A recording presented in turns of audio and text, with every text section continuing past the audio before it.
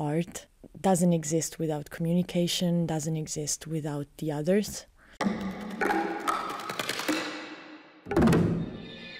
Welcome to a new episode of FOYERFUNK, a podcast from the Frankfurt University of Music and Performing Arts. Just like the physical foyer of our university, this podcast offers a space for meeting, for exchange of ideas, opinions, and points of view. This episode is about working together, cooperation, collaboration, and therefore about communication. My name is Isaac Spencer, and I am professor for ballet techniques in the bachelor's dance program. Today, I have three wonderful guests with me, and I will ask them to introduce themselves now. Hello, my name is Ioannis Mandafounis. I am the artistic director of the Dresden Frankfurt Dance Company, and I also make choreographies there. Hello everyone, I am Marta Maestrelli. I am fourth year of the BAdance here at HfMDK, and I'm very, very excited to be here. Yes. Hello, I'm Aziliz, Routier. Yeah. I'm in second year BAdance also, and yeah, it's cool to be around this table to talk about the project and everything around. As mentioned, this episode is focused on collaboration, and students of the BAdance department have participated in the research and creation of a performance titled Join, together with the Dresden Frankfurt Dance Company. We happen to be in the middle of our run of performances in Bockenheimer Depot here in Frankfurt. And I wanted to start by asking the students to briefly tell our listeners in your own words, what is this project and how did the collaboration with Ioannis and the dancers of DFDC take place? So I think this project brings together professional world and students of dance. It wants to make these two universes join each other and get more in contact, and also it gives us a feeling of what the professional world is. And for the professional dancers of the Dresden Frankfurt Dance Company, it's an experience to see where we are at and maybe hopefully get inspired by our enthusiasm and hunger for dance. Yeah, also I will add that it's also this thing of like we discover a new universe, a new type of work, a new way to be in a theater that we have been in just to see performances, but now we perform in, so it's completely different. And I think. Yeah, it's really exciting. It's really, really exciting to be working with Ioannis and to see how the dancers deal with so many people on stage that are new, or we brought a lot of energy, we brought a lot of new stuff, and they were ready to give us back their energy and their impulses and opinions about where we were. It's really great to be working. And like you say, also as a professional world, we learn also how to deal with tiredness, how to be there even when someone you don't know what you are going to cook tonight, but you have to come on stage and to we do it now. And it's also this thing. And also I think that it's built this group energy also, because we work with second year, third year, fourth year. So it's also this thing that we learn again to know each other better by working together. And we really become this team, HfMDK is here, So it's cool. Ioannis, how would you describe this project? Maybe why did you initiate it? What does it mean for you and for the company and for the city? So yes, it's a question of community for me. It's a question of being able to recognize that we are here together, although we are not in the same moments of our lives and our careers. And the idea is really how can all these different ages meet together. Of course, we are a company that does improvisation, dance improvisation. And this is an extra challenge that was put on all of us, our team and the team of the students, because it means that as a community, you never know where it's going to go, where things are going to go, but you kind of have a feeling where you would like to end up, or what kind of things you would like to share and how you would like to share them. So improvisation is a good image of this societal function, let's say. And this project was initiated to artistically give a strong message like, oh, look, we can be in different stages of our lives and still be together. But also in a more social aspect is to say, hello, we are here. We are more people than what you see. We are also more people in the background that you don't see, that we try to bring forward in various modes during the show. And also to show to the audience that we also, because we are here, we also need them to exist. So it's really something that I think ticks many boxes in terms of like, let's see what we can do as much as possible, we as a company, for the city. I think that's also a big advantage for us coming from the school, because of course we want to spend a lot of time in the studio to bring up questions, to research, to educate, and we maybe don't have so many performances planned. So this, I think, is also a wonderful occasion for the students to do exactly what you just mentioned, which is meet the public, and especially meet the public through this work, which I mentioned before, the idea of communication. I would be interested to hear from you all, especially maybe first, Ioannis, with your methodology. How important is communication in the work? And for our listeners who maybe don't know so much about dance or improvisation, what does that actually mean? How is that communication transmitted to the viewer from the performer? So communication in dance has a lot to do with sensations. We are trying to put ourselves into a condition through improvisation which will make us feel and sense things that we will not hide, or let's say we will really show and share with the audience, so that what we call the fourth wall can break. The fourth wall is let's say the wall between the stage and the public. So we are really trying to work with very, very clear tasks, like how we use the eyes, how we use our emotions, how do we interact in the moment together. And all this we're trying to, even if it's difficult sometimes, share it instantly with all of us on stage, to the point that slowly it becomes like a virus, and like the audience starts getting a bit more and more of our impulses. And then communication starts. So it's not a dialogue, it's not that we're asking something to the audience, but we are sharing the moment that we are going through with the audience, so that this fourth wall breaks.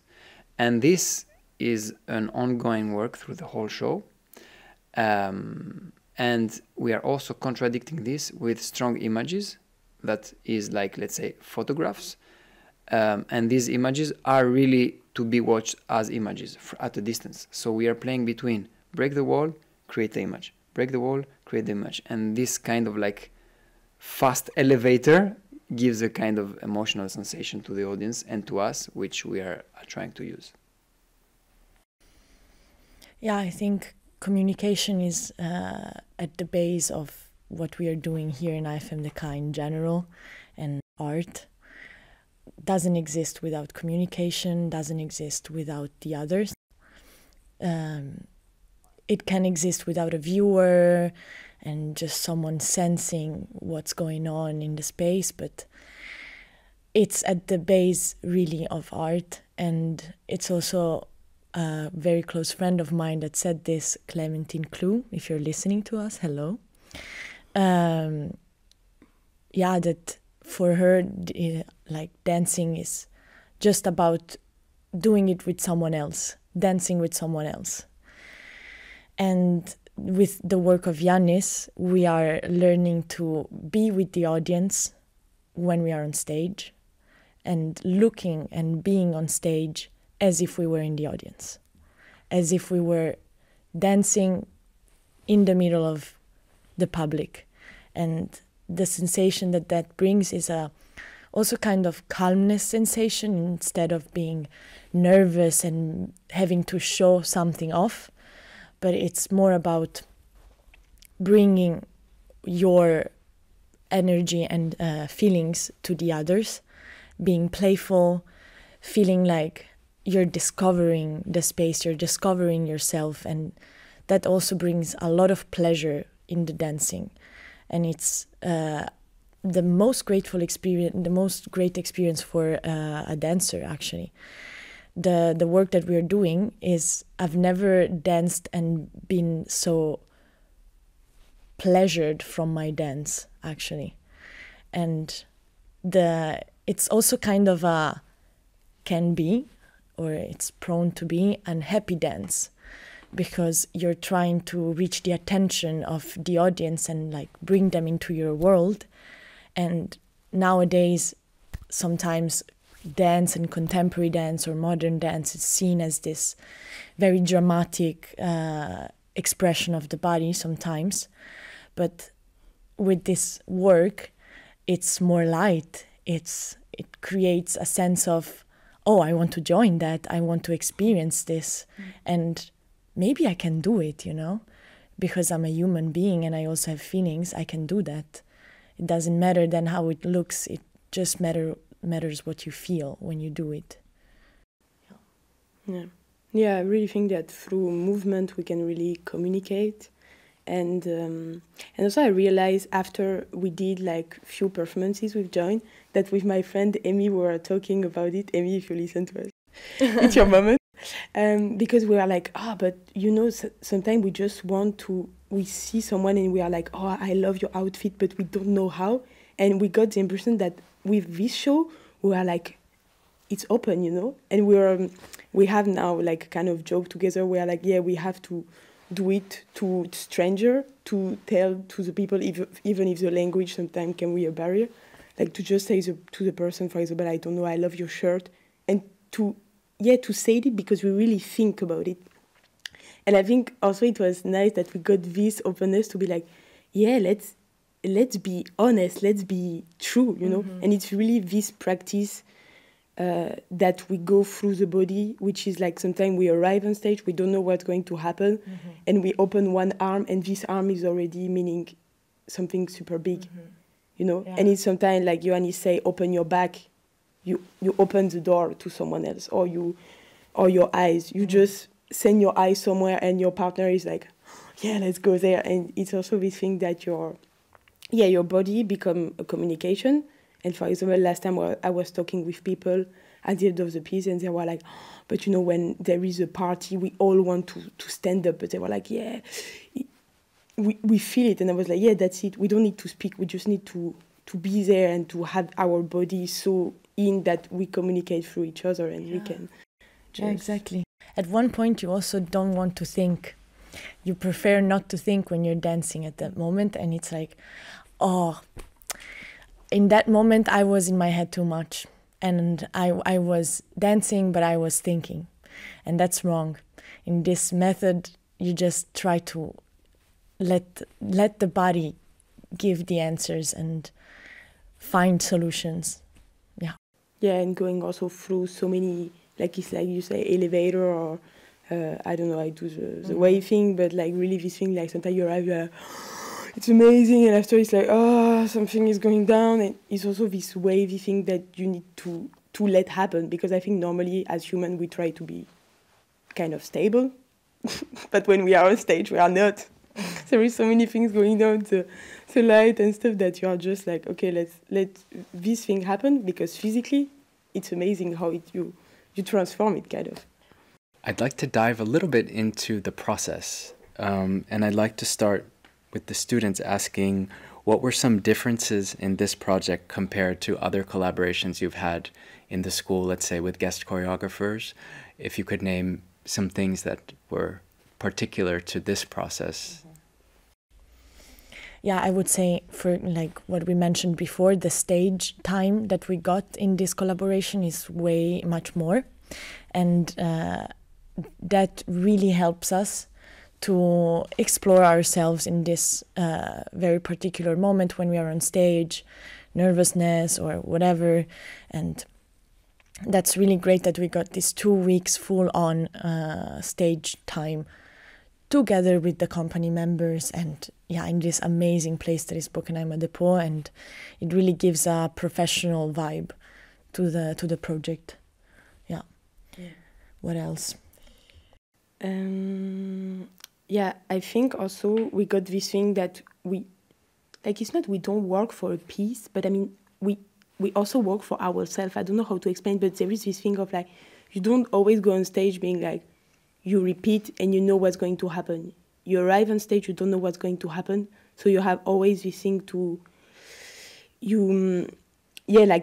after every show, you have to be the next show again, like Ioannis say, push the button again more, because you have to be ready for that. And I think this, I mean, we worked last year with Sade Mamedova, with Olga also, and with Damian, but it was different kind of work. And this work, I think, let us more freedom, but at the same time more responsibility, because we have to be completely sensitive to ourselves, to know how our limits, where are we in the space, how we are physically, and to be able to join people. And it's not just like, yes, a choreo will do the job. No, you have to do the job by yourself, because you are like one particle in the middle of many, and you will influence the whole things, even if there is a structure, of course.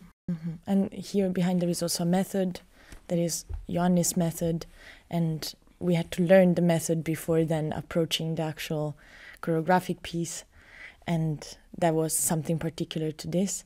And as a thing, it also reminds me of the process with Nicole Beutler, because of the presence that it has to be brought on stage, and the gaze, and all these little details that actually make the difference.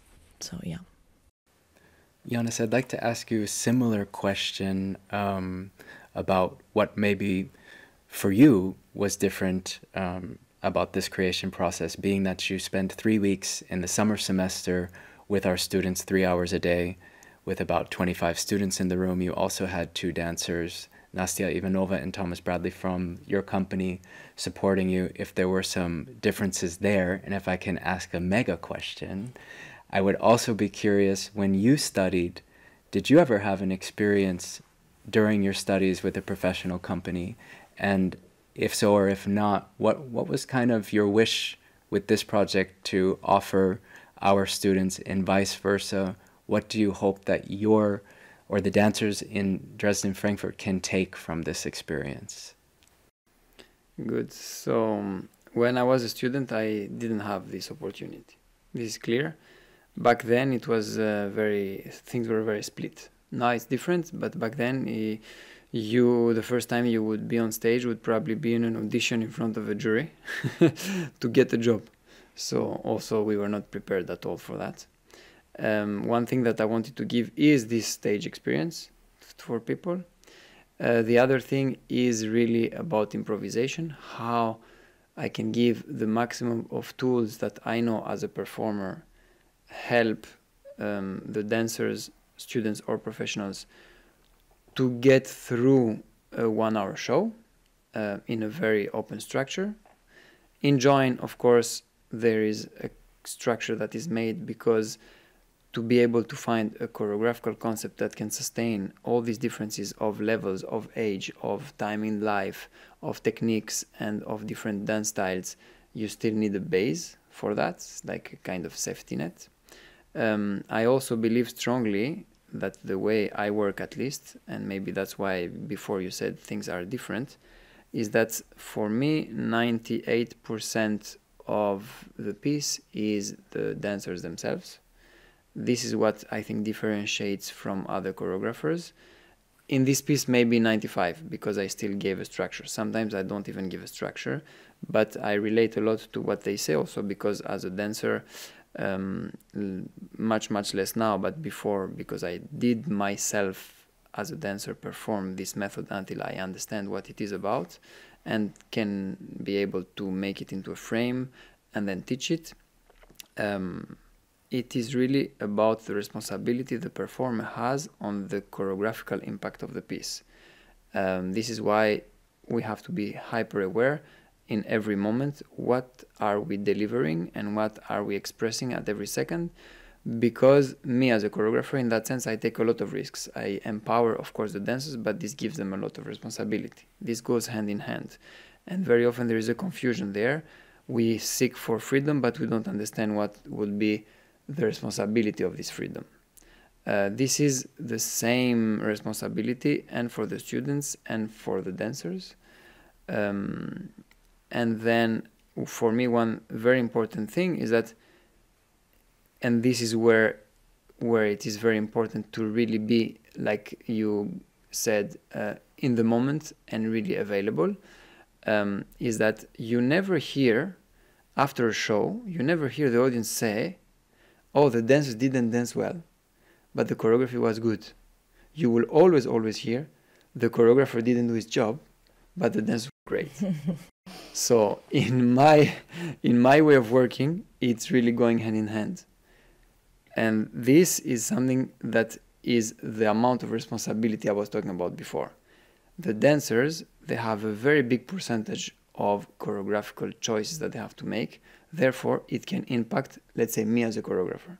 So it's really the communication that we talked about before goes hand in hand with this work. We are kind of signing a contract where we agree that, yes, I let go of a lot of things, but yes, you have to take care of these things. If you don't, then I need to choreograph again, because of this simple comment that says a lot about our society, which is, oh, you're the responsible one, so it's your fault. But that's where it's interesting. It's when things start to move and start to function differently, then it will take probably some years or maybe decades until one day maybe we would hear the other comment, which would be, this group didn't communicate very well, therefore the choreographer couldn't do its work correctly, but also the dancers couldn't do their work correctly. So in both sides, the doors would be open to have discussion in both ways. What we are trying to do with this method is exactly this, is to go further in it, to go out of this function, which is like an older function, but to say the truth, slowly the audience will have also to meet us there. That will probably take a lot of time. So this is a kind of my dream, because you say what would be the $1 million question?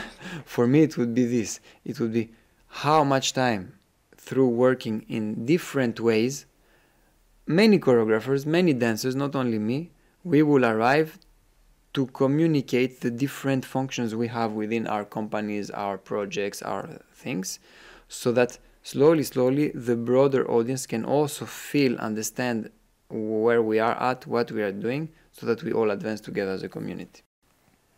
So if we go back to sort of the theme, which is collaboration, what I hear or what I interpret is that for this to work, whether it's the 95% from the dancers or the 98%, it seems like it would demand collaboration among all parties.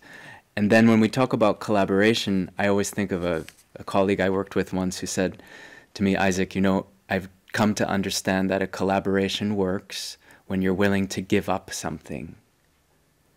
When you're willing, I love the phrase of kill your darlings, or when you're willing to say, okay, I will give up, even if it's a part of you identify with, I'm the creative one, or I'm the one who's fast, or whatever. You're willing to give that up so that you can meet the other. So I'd like to open the box or open the door to talk about this collaboration that you experience, because maybe the listeners are thinking, okay, this sounds all well and good, but here comes a director of a company into a school of people who are training and educating themselves to become dancers. So what is the hierarchy like in the studio? Are there ways that you have addressed this? Maybe also I would ask from the students, we have a rules of conduct format that we do in the dance department, maybe to mention that. But I would love to hear from all of you, how do you deal with the topic of hierarchy in such a collaboration? Yeah, I think it's a topic that is very, very present in the dance world, and it's highlighted even in a studio, and you arrive to the bottom of it.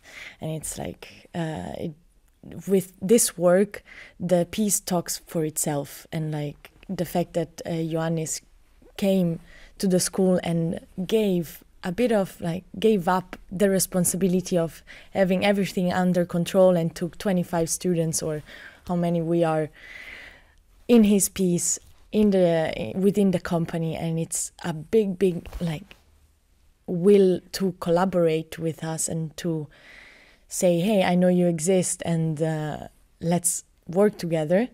But I think this was a big step from Ioannis, at least, towards our direction to say, guys, let's work together, and I'm willing to give up a bit, you know, of the control and whatever goes on stage, because I want to see you and I want to see how this collaboration goes. And I think it was really great. And in this work, for me, at least personally, it's very hard at the beginning of every process to understand what's the situation and to really read the room and to not put my past experiences on top of a new process. And this was kind of easy with this particular process because Ioannis came and with the method he taught it to us, and then we just had to dance for like 20 minutes. You guys dance now, it's your turn. And you know, I'll be there, I'll give you impulses, I'll be in the room, but it's all on you. You don't have to learn any step, or it's not that I'm here to teach you particular steps of the choreography, but I'm here to give you impulses, and the rest is all about you. I think there is something, because you talked about the hierarchy before. For me, this is very simple. It's what I would call natural hierarchy. And this has to do with a phrase they know now, the students, the kilometers you have done in the work. So let's say, yes, if I have done 3,000 or 4,000 shows and I don't know how many years of dancing behind, naturally I will have more experience than somebody that starts today. This is what I would call the natural hierarchy. I think one of the problems is hierarchy that doesn't have to do with natural hierarchy, and this is the one problem we have in society. Or also there is another thing, because our opinion matters a lot, everybody's opinion matters a lot, and it's true. We always say, I mean, I don't know, in different languages we say differently. We say, in Greece we would say, you are born stupid, you will die stupid. But even this stupid person that will die stupid, in terms of kilometers, probably is not that stupid. Even if they maybe could have done more progress as a human being or as a personality than this, or not, or for whatever reason they are like where they are, still there is something about the time that passes over you, over your body, that still gives something. That, for example, my daughter, that's 5 years old, even if she's super smart, she will not know. This is what I would call natural hierarchy, and there are many, many different aspects to it, of course. Now, what we did together is that we didn't touch this natural hierarchy because, of course, I had to bring them somewhere. This is one reality. But then, once I brought them somewhere in the time that we had, and I said, okay, that's where we are at today, from there on, it was on them. So then, in that sense, I am responsible to bring forward the piece and the teaching and to bring them somewhere. But there, as soon as they're on stage, suddenly it's on them. So this is where it stays in the natural hierarchy. And of course, I am responsible for a whole company, for filling up the theater, for making a successful piece, for the finances of the thing, for like whatever, which they don't have on their backs. Thank God you don't have it on your backs. But that also means that there is at one point something I have to decide at one point, because I have, let's say, signed this contract and they have signed their own contract. But in terms of their own contract, they are probably in this piece and in this process at the maximum of taking on them the responsibility of what they have to do. So we are all, let's say, in our post, in our role, but collaboration can happen at the maximum of each person's, let's say, contract, like agreement. Yeah, and I think it's also, like you say, there is so many people working around. Like, for example, the costumes people, technician, they give you a top, you have to let go. But it's good, because when you see that, you're like, thank you, you have my costume is clean, my underwear is there, or okay. So it's also this thing that I think for me, I really learned also like in this collaboration that we all have our responsibility. Like you say, we have an agreement that we have to be on this, doing our job, and this will work. And if it doesn't, like Ioannis say, find solution. You have to make it work with a machine because the audience is there, even if you are not. But and yeah, I think it's also really nice to, in this experience, that we have seen also all the people working around and to really thank them for that and not to be like just it's dancers, choreographer, and that's all. No, there is a big team behind us, and and they are so important to make the show work. And like you say, in rehearsal or on stage, I think, I don't know if we learn, but we relearn again that we are responsible. We don't have someone that will knock at our door and say, can you work on this? Can you work? No, we have to broad this. And I think this project was also about this thing, like, guys, kind of wake up. You will not have always a choreographer coming and say, this is the exercise, or a teacher. It's just, you have to put yourself in the space and say, now it's my time to work for me. Yeah. There is also a huge collaboration from the other dancers. They bring so many inputs to us, and they were so supportive, coming to us just in a corner in the studio or on stage, being like, hey, you're stressed today? Let's talk. And giving us things that they worked on or that work for them on stage, or to wake up the feeling or wake up the impulses of the method. And one very particular one is from Nastya, to feel like this is your first dance, and the feeling of excitement that the first dance can bring, or the clothes on your skin, or looking at the room, or one person that suddenly arrives and comes and touches you and looks at you, and you're just, wow, this is my first dance. So comments like this happened from each and every member of the company. And yeah, they arrive also at the very right moment of your practice. They look at you, they study you, and then they're like, oh, maybe today this can help this person. So this is really helpful.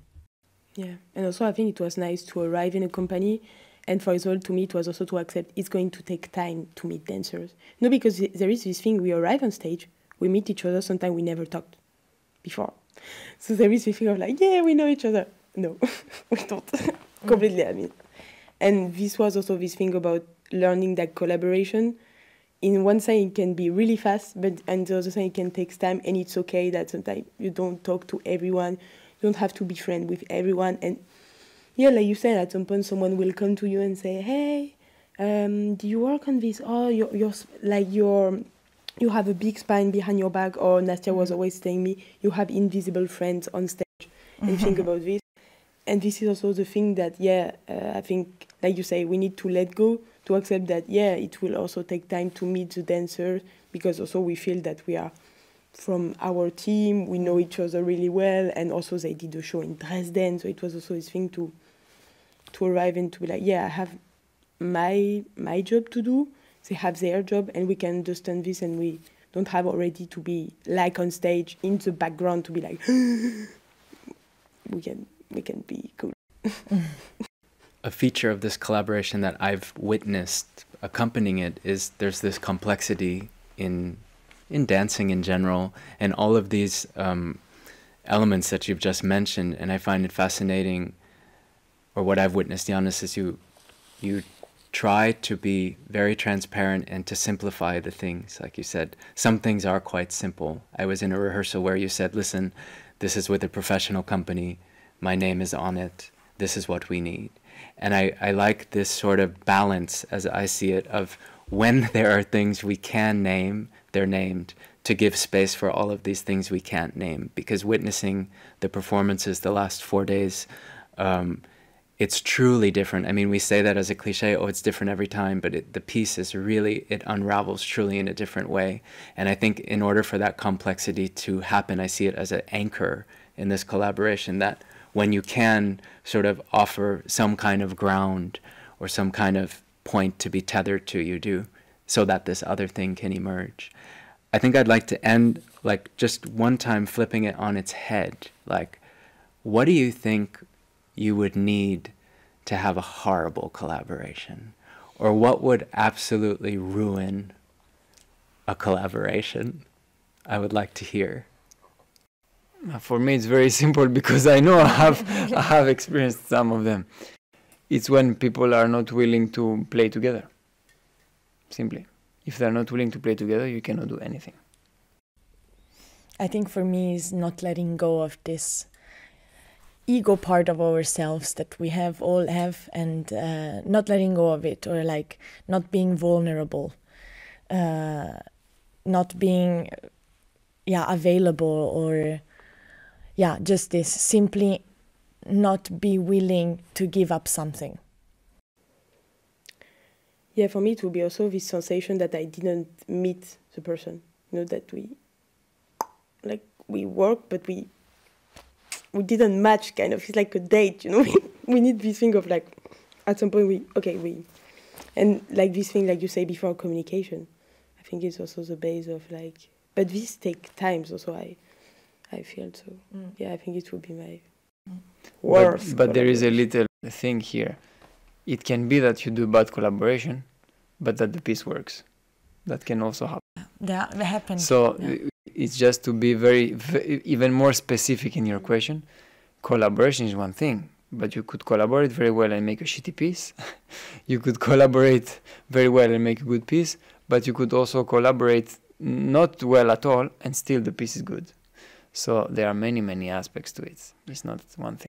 I guess I would mean collaboration that has longevity, because I guess that's also what I can imagine you're doing with your ensemble, is that there's a way that this can go forward and go on. And I've heard you say things in rehearsal, like sort of alluding to the students that this is a beginning, and there are all these other levels in your methodology that then you can attain. So I think that's also for me a collaboration that you feel can continue in some way. And I think that's also the advantage of having you here in this project, is that you're showing, and the students are really experiencing in real time on stage, how this work can take flight. We could keep on diving into this first level of the method for like at least another 5-10 years. Like, I think before really feeling like, oh, I got it, some time has to go. But definitely you grasp it at times. You're just like, oh, I felt it. It was there. It's present. Yeah. And then it can come back to you, but it can be a very long collaboration, this one. Yeah, and I think also, like you say about the worst collaboration will be this thing of like, I don't feel fully myself, you know. I don't feel that I can be the whole Aziliz of who I am, you know, that you don't feel confident and supportive of who you are. And this collaboration that we do with the company, for example, is really this thing of like, explore yourself, go for it. It's what we want, that kind of, so it's nice. Yeah. I thank you all for participating in this little chat about collaboration and communication, and I can strongly and highly recommend that all the listeners check out Dresden Frankfurt Dance Company. Speaking of long collaboration, I would hope that... And HfMDK. That we can continue this collaboration here with the HfMDK, and also please check out what we're doing in BAdance.